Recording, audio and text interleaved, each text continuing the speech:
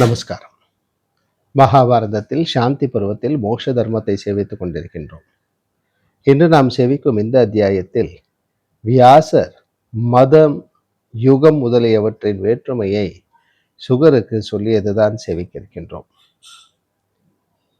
வியாச பகவான் தொடர்கிறார். அனாதியான இந்த ஞான நிலை பெற்றிருப்பதான விருத்தியானது பிராமணனுக்கு விதிக்கப்பட்டிருக்கிறது. ஞானவான் தான் கர்மங்களை செய்கிறவனாகி எல்லாவற்றிலும் சித்தியை அடைகின்றான். ஆனால் கர்மாவில் இவ்வாறு சந்தேகம் ஏற்படாமல் இருக்குமேயானால் கர்மாவானது சித்தியை கொடுக்கும்.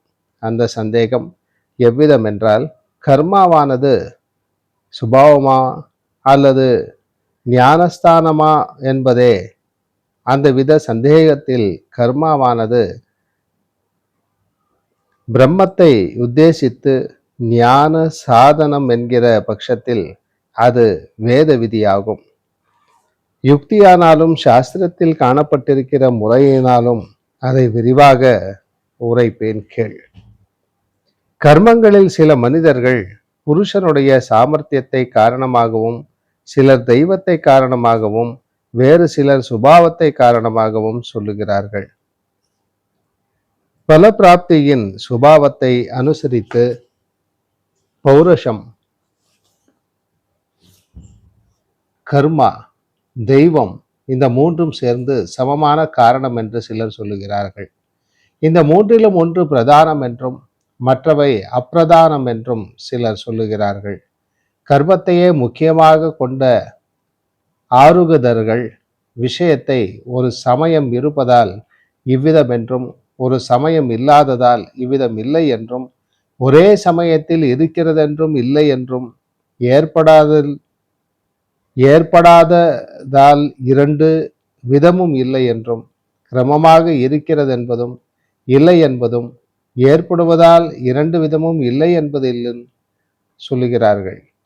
சத்வகுணம் மிகுந்த யோகிகள் சகலத்திற்கும் சமமான பிரம்மத்தையே காரணமாக பார்க்கிறார்கள். திரேதா யுகத்திலும் துவாபர யுகத்திலும் கலியுகத்திலும் ஜனித்தவர்கள் சந்தேகமுள்ளவர்களாக இருக்கிறார்கள். கிருத்தயுகத்தில் உண்டானவர்கள் தவத்தில் மிகுந்தவர்களும் சந்தேகமற்றவர்களும் சத்வகுணம் பொருந்தினவர்களுமாக இருக்கிறார்கள். கிருத்தயுகத்தில் எல்லோரும் ரிக், யஜு, சாமம் எனும் மூன்று வேதங்களிலும் பேதத்தை பாராதவர்களாகி விருப்பு வெறுப்புகளை விலக்கி தவத்தை செய்கிறார்கள்.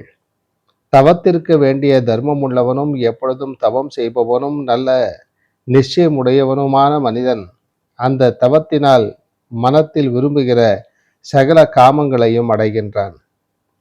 ஜகத்தை சிருஷ்டிக்கிற பூத வஸ்துவான பிரம்மத்தை தவத்தினால் அவன் அடைகின்றான்.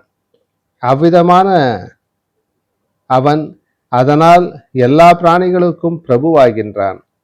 அந்த பிரம்மமானது கர்ம காண்டங்களில் சொல்லப்பட்டிருக்கிறது.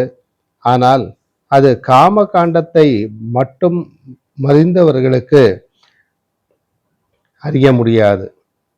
உபனிஷதுகளிலோ வென்றால் அந்த பிரம்மமானது தெளிவாக சொல்லப்பட்டிருக்கிறது. அது கர்மயோகத்தில் அறியப்படுவதில்லை. சத்திரியர்கள் ஹிம்சாரூபமான முடையவர்கள் என்றும், வைசக ஹவிர்பாகமுடையவர்கள் என்றும், நான்காவது வர்ணத்தினர் பணிவிடையையே யக்னமாக உடையவர்கள் என்றும், பிராமணர்கள் ஜபம் உள்ளவர்கள் என்றும் எண்ணப்படுகிறார்கள். வேத அத்தியனத்திலேயே அந்த வேத அத்தியனம் செய்வதனாலேயே பிராமணர் சிறந்தவராகி விடுவார். மற்ற கர்மங்களை செய்தாலும் செய்யாவிட்டாலும் வேதார்த்தமான அந்த பிரம்ம ஞானத்தால் எல்லா பிராணிகளிடத்திலும் அன்பை செலுத்தினவன் பிராமணனாக சொல்லப்படுகின்றான். திரேதா யுகத்தின் ஆதியில் வேதங்களும் யாகங்களும் வர்ண ஆசிரமங்களும் பிரிவற்று இருந்தன. துவாபர யுகத்தில் மனிதர்களுக்கு ஆயுள் குறைகிறபடியால் அவைகள் பிரிக்கப்படுகின்றன. துவாபர யுகத்தில் வேதங்கள் மிகவும் சிதறிவிடுகின்றன. கலியுகத்திலும் அப்படியே காணப்படுகின்றன. கலியின் முடிவோ என்றால் வேதங்கள் சில இடத்தில் காணப்படும், சில இடத்தில் காணப்படாமலும் இருக்கின்றன. கலியில் அவரவர்களுக்கு உரிய தர்மங்களும் கோக்கள், பூமி, ஜலங்கள், ஔஷதிகள் இவைகளுடைய ரசங்களும் அதர்மத்தினால் பீடிக்கப்பட்டு நசித்து விடுகின்றன. வேதங்களும் வைதிக தர்மங்களும் ஆசிரமங்களும் அதர்மத்தால் மறைந்து விடுகின்றன. ஸ்வதர்மங்களும் ஸ்தாவரங்களும் ஜங்கமங்களும் விகாரத்தை அடைகின்றன. மழையானது பூமியில் உள்ள எல்லா பிராணிகளையும் போஷிக்கிறது போல ஒவ்வொரு யுகத்திலும் வேதங்கள் யமம் முதலான யோகங்களாக அந்த யோகங்களை போஷிக்கின்றன. காலமானது நானாவிதமாக ஏற்பட்டிருக்கிறது. என்னால் உனக்கு முன் சொல்லப்பட்டதும் பிரஜைகளை உண்டு பண்ணுகிறதும் பக்ஷிக்கிறதுமான பரமாத்ம ரூபமான காலமானது ஆதி அந்தம் இல்லாதது. பூதங்களுடைய உற்பத்தியும் பாலனத்தையும் சம்ஹாரத்தையும் செய்வதும் நியந்தாவும் இருக்கிற அப்படிப்பட்ட காலத்தில் ஒன்றுக்கொன்று தொடர்ச்சியாக நிரம்ப சிருஷ்டிக்கப்பட்ட பூதங்கள் சுபாவத்தோடு கூடவே இருக்கின்றன. காலமே சிருஷ்டி, அதுவே துஷ்டி, அதுவே வேதம், அதுவே கர்த்தா, அதுவே காரியம், அதுவே கர்மாவின் பயன். குழந்தாய், நீ என்னை எந்த விஷயத்தை கேட்டாயோ அந்த விஷயத்தை உனக்கு சொன்னேன் என்று வியாச பகவான் சுகரை பார்த்து இவ்வாறு சொல்லுவதோடு இந்த அத்தியாயம் நிறைவு பெறுகிறது. மீண்டும் நாளை சந்திப்போம். நமஸ்காரம்.